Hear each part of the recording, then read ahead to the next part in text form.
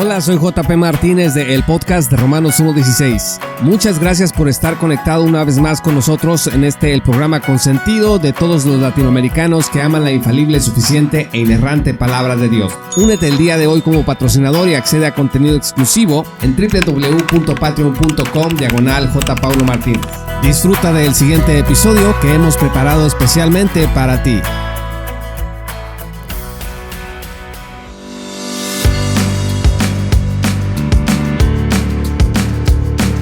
Cuando Jesús se encontró con la mujer samaritana y le ofreció el agua de vida, pues solo indicó que la mujer debía pedírsela y él se la daría. Ella preguntó, dice Juan 4, versículo 11, ¿de dónde pues tienes el agua viva? Y Jesús le dijo, el que bebiere del agua que yo le daré, no tendrá sed jamás, sino que el agua que yo le daré será en él una fuente de agua que salte para vida eterna. La mujer entonces dijo, Señor, dame esa agua para que no tenga yo sed ni venga aquí a sacarla. Entonces Jesús le pidió que llamara a su marido. Ella le indicó que no tenía marido y el Señor le confirmó, pues sí, no solamente no es tu marido el que está ahora contigo, sino que has tenido 5 maridos anteriormente. Bienvenidos al episodio 172 del podcast de Romanos 1:16. Yo soy JP Martínez y este episodio se titula La falsa doctrina del preparacionismo. Regresando al asunto de la mujer samaritana, algunos han visto aquí un prerequisito que Jesús impuso a la mujer para poder salvarla. Han especulado y han dicho que Jesús confrontó a la mujer con su pecado para que ella, una vez avergonzada y penitente, arrepentida, pudiera acceder a la gracia del Redentor. Pero el texto, estimados amigos, no nos dice nada de eso. Juan 4 no indica que la mujer haya sentido angustia por su pecado, que allí se haya avergonzado, que se haya puesto a llorar, que se le haya echado a los pies a Jesús diciendo perdóname. Tampoco hay nada en el texto que diga o sugiera que la mujer samaritana abandonó su pecado. Podemos inferirlo, a mí me gusta inferirlo, pero solamente es eso, una inferencia. Lo que el texto sí dice es que la mujer reconoció a Jesús como el Mesías, pues los samaritanos creían que el Mesías tendría un conocimiento superior. Ella dijo entonces en el versículo 25, sé que ha de venir el Mesías, llamado el Cristo. Cuando Él venga nos declarará todas las cosas.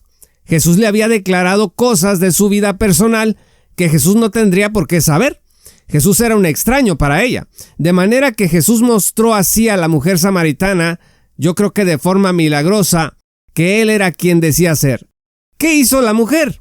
Dice la Escritura que dejó su cántaro, fue a la ciudad y dijo a los hombres, venid, ved a un hombre que me ha dicho todo cuanto he hecho. ¿No será este el Cristo? Entonces salieron de la ciudad y vinieron a Él. La samaritana, estimados amigos, se convirtió en una evangelista y predicó la palabra, o sea, predicó a Cristo entre sus conciudadanos. Esta poderosa mujer evangelista logró lo inesperado. Fíjese lo que dicen los versículos 39 al 42 en Juan 4. Y muchos de los samaritanos de aquella ciudad creyeron en él por la palabra de la mujer que daba testimonio diciendo, me dijo todo lo que he hecho. Entonces vinieron los samaritanos a él y le rogaron que se quedase con ellos y se quedó allí 2 días. Y creyeron muchos más por la palabra de él y decían a la mujer, ya no creemos solamente por tu dicho, porque nosotros mismos hemos oído y sabemos que verdaderamente este es el Salvador del mundo, el Cristo. Qué maravillosa porción de la Sagrada Escritura. Cuando la mujer anunció que el Mesías le dijo todo lo que había hecho, no estaba representando necesariamente una confesión pública de su vergüenza o un espíritu contrito, atribulado y preparado para recibir la gracia.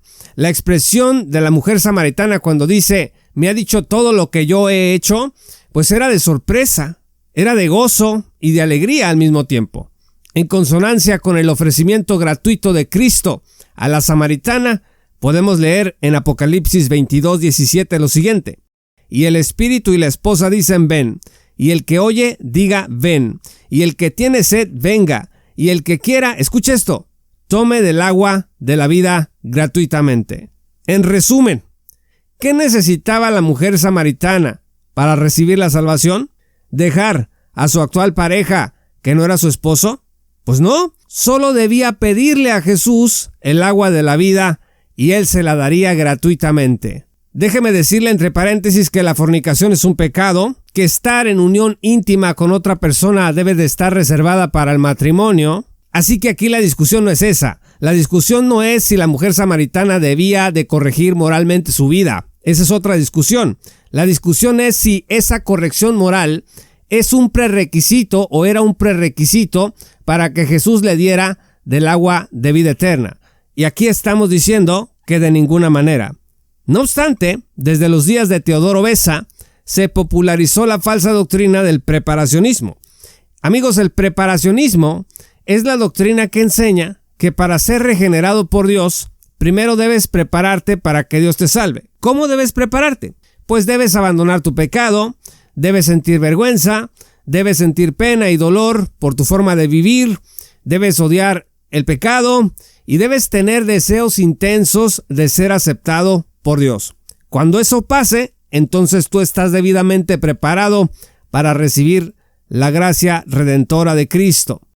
Teodoro Beza, separándose de Calvino, comenzó a enseñar que al pecador primero, por eso, se le debía preparar para recibir la gracia de Dios por medio de la exposición de la ley. Entre reformados, ustedes verán que esta doctrina es muy común en la evangelización. Primero hay que esforzarse por hacerle ver a los pecadores lo desgraciados que son, lo malvado que está su corazón y lo terrible que es el juicio sobre sus vidas, para después hablarles del evangelio. Para el expositor neopuritano promedio, el éxito de su evangelización comienza cuando logran que el pecador muestre señales de sentirse muy mal consigo mismo, cuando muestre terror o miedo ante la expectativa de irse al infierno.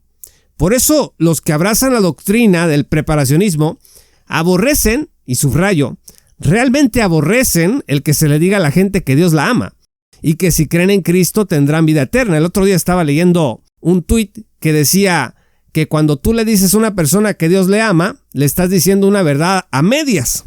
¿Por qué? Porque estas personas creen que se debe primero, antes de que una persona pueda recibir el mensaje de la gracia de Dios, le tienes que decir que le va a ir como en feria y que su estado actual es de terrible condenación. Ahora, no estoy diciendo que no sea adecuado que el pecador conozca su condición pecaminosa, que conozca que camina bajo la ira de Dios.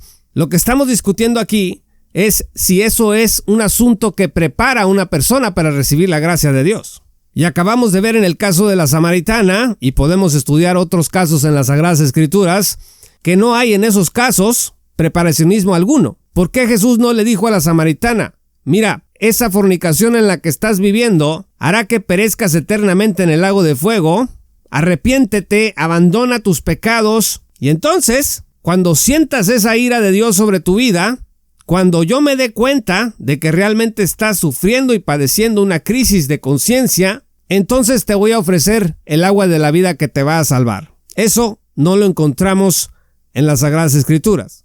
Así que para los predicadores preparacionistas, decirle a la gente que Dios la ama y que si cree en Cristo tiene vida eterna, es un evangelio fácil, falso y engañador. Porque antes de creer para salvación, dicen, el pecador debe estar dispuesto a abandonar sus pecados y rendirse totalmente a Cristo con un espíritu de penitencia. La confusión entre arrepentimiento y penitencia comenzó, me parece, con la Vulgata de Jerónimo, que tradujo metanoia como penitencia, y desde entonces ha sido muy difícil corregir este error en la mentalidad de los cristianos. Cuando el cristiano promedio escucha que hay que arrepentirse, piensa como un católico romano y considera que arrepentirse es hacer penitencia, y bueno, todos sabemos que hacer penitencia tiene que ver con actos de rendición personal, con permitirse sentir el peso de la culpa y cosas semejantes. El día de hoy los predicadores preparacionistas además no solo invocan la crisis provocada por la ley como prerequisito para recibir la gracia redentora,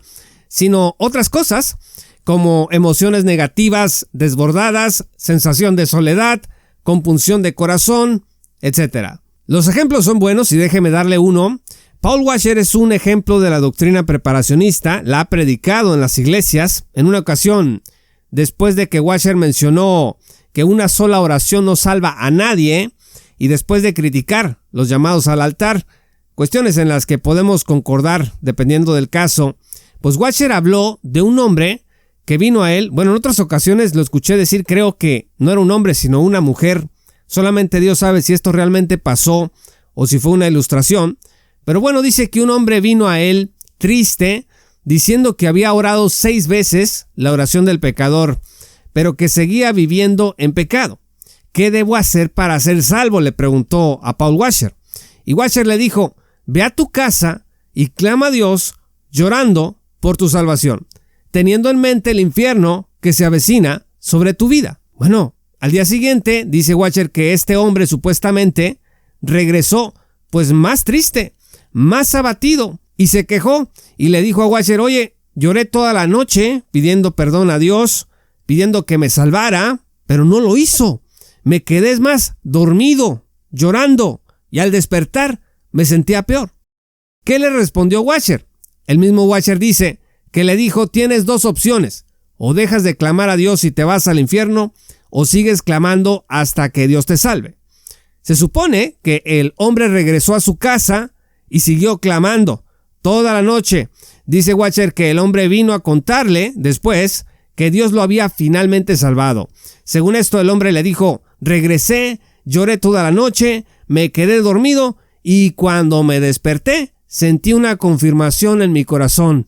Dios me salvó. Estimados amigos, por favor, no puedo sentir más temor y un profundo rechazo por esta terrible doctrina del preparacionismo, una doctrina centrada en el hombre, en las emociones, que indica que el camino de la salvación no es la gratuidad de la gracia. Olvídate del agua de vida eterna que te doy gratuitamente, que nada más la tienes que pedir y Cristo te la va a dar, sino que debe haber previamente un intenso esfuerzo por convencer, fíjese, por convencer a Dios de que nos redima a través de la rendición total de nuestras emociones. Dice Corintios que nosotros somos embajadores que le decimos a la gente, que le rogamos a la gente reconcíliense con Dios. Pero en la doctrina preparacionista de Washer, el hombre es el que debe rogarle a Dios que lo salve 1 noche, 2 noches, 3 noches. Aquí fueron 2. Pero ¿qué te parece que te llevas 1 mes? 1 año. Usted mismo, estimado amigo, puede ser que hasta la fecha la conciencia no lo haya dejado en paz y que a través de los años nunca haya sentido verdadera certeza y seguridad de salvación. Bueno, con este tipo de mensajes preparacionistas, eso nunca va a pasar. Va a ser un golpe de suerte que un día se levante con la serotonina, con los neurotransmisores mejor conectados y se sienta relativamente en paz, y entonces va a decir, Dios me salvó. Lo peor que podemos hacer, decía Juan Calvino, es voltear hacia nosotros mismos, vernos al espejo buscando salvación.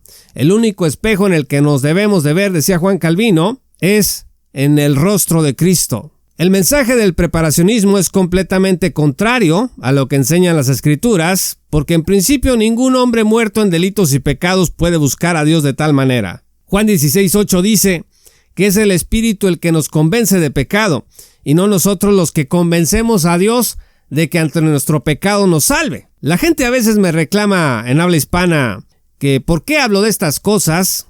Alguien me puso, oye, si tú no hablas de esto no comes. Me sugieren que yo traigo una campaña de desprestigio de este tipo de predicadores. Pero a ver, yo no estoy en contra de ningún predicador. Estoy en contra de la adulteración de la gratuidad de la gracia de Dios.